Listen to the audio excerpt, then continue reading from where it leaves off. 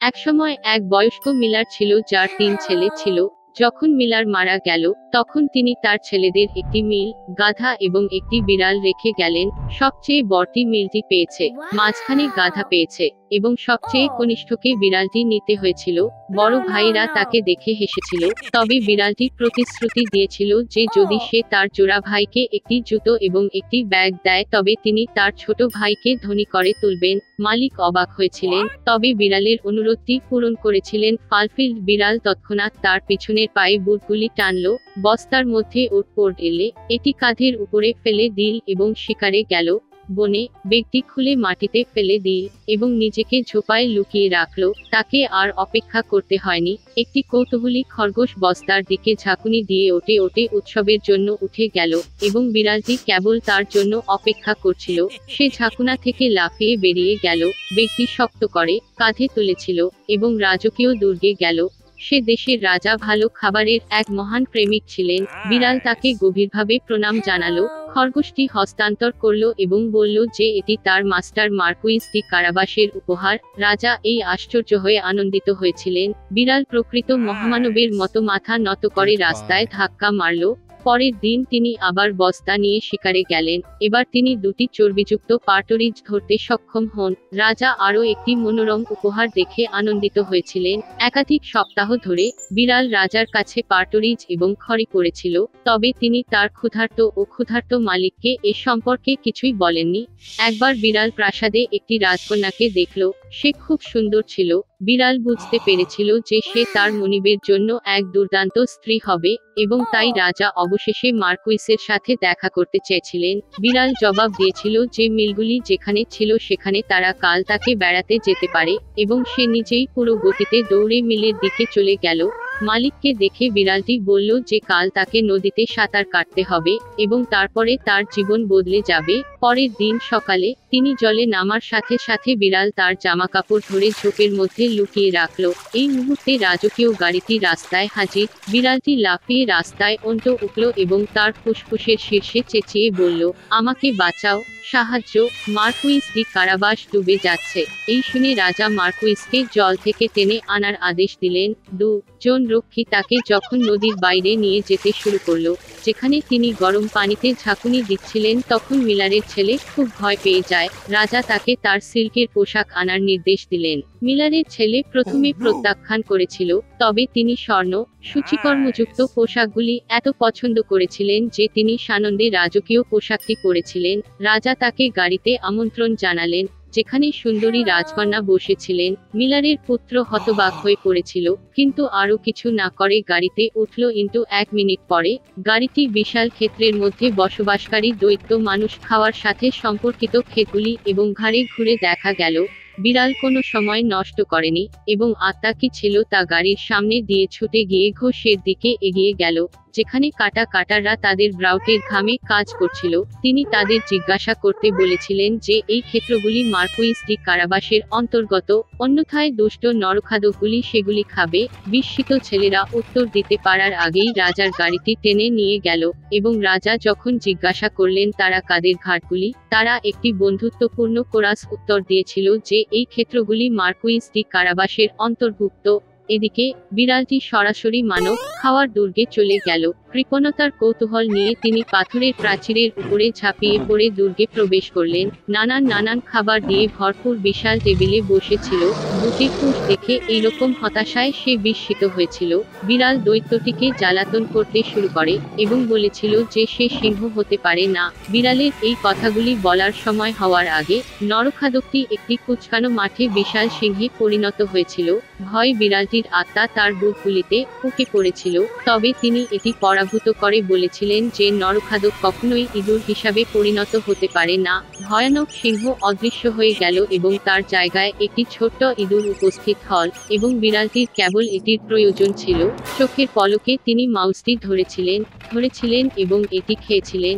এই সময়ে রাজকীয় গাড়ি দুর্গের উঠোনে প্রবেশ করেছিল। গাড়ির দরজা খোলার সাথে বিড়াল নম্রভাবে মাথা নত করলেন এবং বললেন যে তিনি মার্কুইস ডি কারাবাসের দুর্গে সবাইকে দেখে খুশি হয়েছিলেন। এই কথাগুলি শুনে আশ্চর্য হয়ে কে আর অসার ছিল তা বলা মুশকিল। রাজা বা মিলারের পুত্র, যিনি ইতিমধ্যে কিছু বুঝতে পারেননি, বিড়াল অতিথিদের টেবিলে নিয়ে গেল। রাতের খাবার শেষে রাজা পুরোপুরি খেতে খেতে বললেন, মার্কুইস সত্যিই খুব যোগ্য ব্যক্তি, তাই তিনি খুশিতে তার মেয়েকে বউয়ের কাছে উপহার দেবেন। রাজকন্যা খুশি ছিল, তরুণ, সুদর্শন এবং তদতিরিক্ত তিনি সত্যই ধনী মার্কুইস পছন্দ করেছেন লাইকেট। শীঘ্রই তারা একটি বিবাহ খেলেন। সুতরাং মিলারের ছেলে একটি রাজকন্যাকে বিয়ে করে রাজপুত্র হয়। তারা সকলেই সুখী জীবনযাপন করেছিল, বিশেষত বিড়াল, যিনি গর্বের সাথে উঁচু বুটে প্রাসাদটি গতিময় করেছিলেন। একসময় একটা পুরানো ছাগল ছিল, তার 7টি বাচ্চা ছিল। তিনি তাদের যতটা ভালোবাসতেন ঠিক তেমনি একজন মা তার সন্তানদেরও ভালোবাসেন। সে বনে যাচ্ছিল, দুপুরের খাবারের জন্য গুল্ম এবং ডাল নিয়ে আসছিল। তিনি তার সমস্ত বাচ্চাদের ডেকেছিলেন এবং দুষ্ট নেকড়ে থেকে ভয় পাওয়ার জন্য তাদের সতর্ক করেছিলেন। সে প্রায়শই ভান করে, তবে আপনি তাৎক্ষণিকভাবে তার অভদ্র কণ্ঠ এবং কালো পাঞ্জা দিয়ে তাকে চিনতে পারবেন। বাচ্চারা সমস্ত কিছু বোঝে এবং তাদের মাকে আশ্বাস দেয় যে তারা খুব যত্নবান হবে। পুরানো ছাগল শান্তভাবে রওনা। অল্প সময় কেটে গেল, হঠাৎ কেউ দরজায় কড়া নাড়ল এবং একটি অভদ্র কণ্ঠে চিৎকার করল যে বাচ্চাদের তাৎক্ষণিকভাবে এটি খোলার উচিত, কিন্তু রুক্ষ স্বর থেকে বাচ্চারা বুঝতে পেরেছিল যে এটি একটি নেকড়ে। তারা জবাব দিয়েছিল যে এটি মায়ের কণ্ঠ নয়, তার কণ্ঠটি সদয় এবং সরু ছিল এবং এই কণ্ঠটি অত্যন্ত অভদ্র, যার অর্থ এটি একটি নেকড়ে। তারপরে নেকড়ে বণিকের কাছে গেল এবং নিজেকে এক বিশাল টুকরো চক কিনে দিল। তিনি তা খেয়েছিলেন এবং তার কণ্ঠ পাতলা হয়ে গেছে। তিনি বাড়ি ফিরে এলেন, দরজা কুপকাত এবং একটি পাতলা স্বরে কিডস জিজ্ঞাসাটি ওপেন করলেন। নেকড়ে জানালার পা রেখেছিল এবং অপেক্ষা করে। বাচ্চারা তাকে দেখে এবং উত্তর দিয়েছিল যে মায়ের পাঞ্জা কালো নয়, সাদা ছিল, যার অর্থ এটি একটি নেকড়ে। অতঃপর নেকড়ে দৌড়ে বেকারির কাছে গেল এবং তাকে কিছুটা আটা দিতে বলল। নেকড়ে তার পাটাকে আটা দিয়ে অভিষেক করল। গিলেন তৃতীয়বারের মতো দরজার কাছে এসে তার সাদা পাটি জানালায় রেখে নক করলেন। তারা বাচ্চাদের দেখেছিল যে পাটি সাদা ছিল এবং তারা ভেবেছিল যে এটি তাদের মা। তারা দরজা খুলল, কিন্তু তাদের সামনে একটি নেকড়ে ছিল। তারা ভীত হয়ে সমস্ত দিক থেকে ছড়িয়ে ছিটিয়ে শুরু করলো। একটি বাচ্চা টেবিলের নিচে ঝাঁপিয়ে পড়েছিল, অন্যটি বিছানায়, তৃতীয় চুলার উপরে, চতুর্থটি রান্নাঘরে, পঞ্চমটি পায়খানাতে, ষষ্ঠটি ডুবির নিচে এবং দাদুর ঘড়িতে সপ্তম লুকিয়ে আছে। কিন্তু নেকড়ে সব খুঁজে পেয়েছিল, তার চোয়াল খুলেছিল এবং একে একে গ্রাস করেছিল। কেবলমাত্র একটি জিনিস তিনি খুঁজে পেলেন না, সবচেয়ে কনিষ্ঠ, যিনি ঘড়ির মধ্যে লুকিয়েছিলেন। তার ভরাট খেয়ে নেকড়ে চলে গেল। সে গাছের নিচে সবুজ ঘাড়ে প্রসারিত হয়ে ঘুমিয়ে পড়ল। শীঘ্রই বন থেকে একটি পুরানো ছাগল বাড়িতে এল। ওখানে কি দেখেছিল? দরজা প্রশস্ত ছিল। টেবিল, চেয়ার, বেঞ্চগুলি উল্টে দেওয়া হয়েছিল, ওয়াশবেসিনটি ভেঙে দেওয়া হয়েছিল, বালিশ এবং কম্বল বিছানা থেকে ফেলে দেওয়া হয়েছিল। তিনি তার বাচ্চাদের সন্ধান করতে শুরু করলেন, কিন্তু সে কোথাও খুঁজে পেল না। আমি তাদের নামে ডেকেছিলাম, কিন্তু কেউ উত্তর দেয়নি। তিনি ঘড়ির কাঁটা পর্যন্ত উঠেছিলেন এবং এর প্রতিক্রিয়ায় কনিষ্ঠ বাচ্চাটির একটি পাতলা স্বর ছিল। তিনি তাকে সেখানে থেকে নিয়ে গিয়েছিলেন এবং তিনি বলেছিলেন যে একটি নেকড়ে এসে সবাইকে খেয়ে ফেলল। ছাগলটি কিভাবে তার দরিদ্র বাচ্চাদের জন্য কাঁদল। অবশেষে সে বাসা থেকে চলে গেল এবং সবচেয়ে কনিষ্ঠ ছাগল তার পেছনে ছুটল। তিনি ঘাড়ে ঘাটে এসে দেখলেন একটি নেকড়ে গাছের কাছে শুয়েছিল যাতে ডাল কাঁপছে।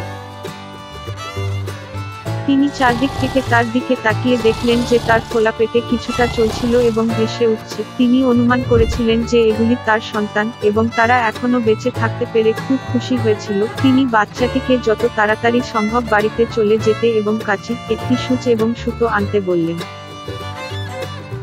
এরপরে ছাগলটি নেকড়েদের পেট কাঁচি দিয়ে কাটলো এবং সেখানে থেকে একটি বাচ্চা তার মাথা আটকে গেল এবং তারপরে অন্যরা লাফিয়ে উঠল। 6টি, এবং তাদের সাথে খারাপ কিছু ঘটেনি। কি আনন্দ ছিল! তারা মাকে জড়িয়ে ধরে লাফিয়ে লাফিয়ে নাচতে লাগলো।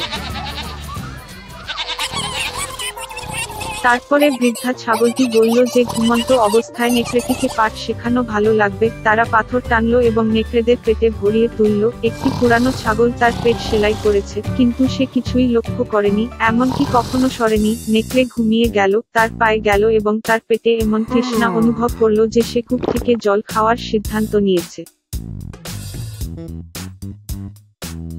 তিনি সবেমাত্র কূপের নিকটে গেলেন, জলের দিকে নেমে গেলেন এবং ভারী পাথর তাকে কূপের নিচে টেনে আনলো। 7টি বাচ্চা এটি দেখে এবং তাদের মায়ের সাথে আনন্দে নাচতে শুরু করে। এভাবেই তারা দুষ্ট নেকড়েকে একটি পাঠ শিখিয়েছিল।